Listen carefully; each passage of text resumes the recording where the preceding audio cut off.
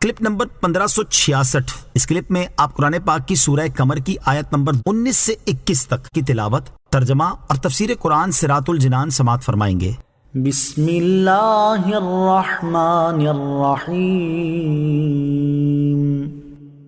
ترجمہ، اللہ کے نام سے شروع جو نہایت مہربان رحمت والا ہے۔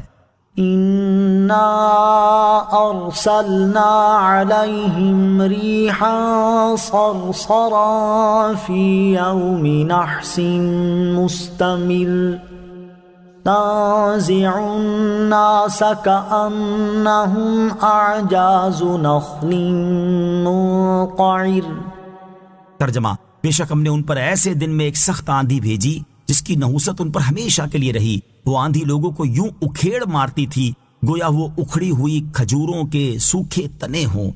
اِنَّا أَرْسَلْنَا عَلَيْهِمْ رِيحًا صَرْصَرًا، بے شک ہم نے ان پر ایک سخت آندھی بھیجی۔ اس آیت سے قوم عاد پر آنے والے عذاب کی کیفیت بیان کی جا رہی ہے۔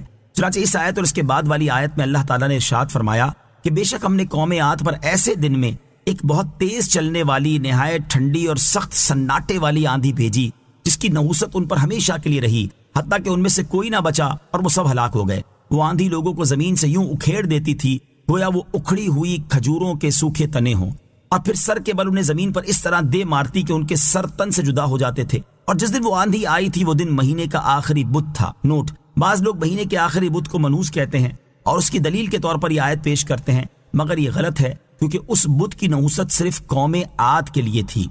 فَكَيْفَ كَانَ عَذَابِي وَنُذُرِ۔ ترجمہ، تو میرا عذاب اور میرا ڈرانا کیسا ہوا۔ فَكَيْفَ كَانَ عَذَابِي، تو کیسا ہوا میرا عذاب۔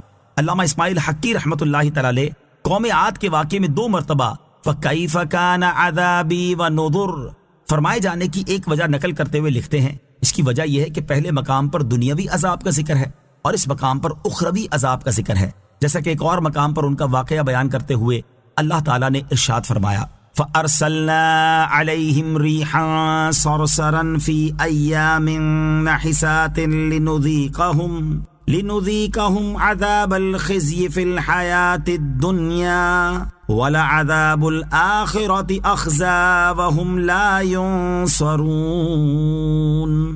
ترجمہ، تو ہم نے ان پر ان کے منحوس دنوں میں ایک تیز آندھی بھیجی تاکہ دنیا کی زندگی میں ہم انہیں رسوائی کا عذاب چکھائیں، اور بے شک آخرت کا عذاب زیادہ رسوا کن ہے اور ان کی مدد نہ ہوگی۔ اور ایک قول یہ نقل کیا ہے کہ پہلے مقام پر قوم عاد کو ان کی ہلاکت سے پہلے ڈرایا گیا ہے، اور اس مقام پر قوم عاد کی ہلاکت کے بعد دوسروں کو ان پر آنے والے عذاب سے ڈرایا گیا ہے۔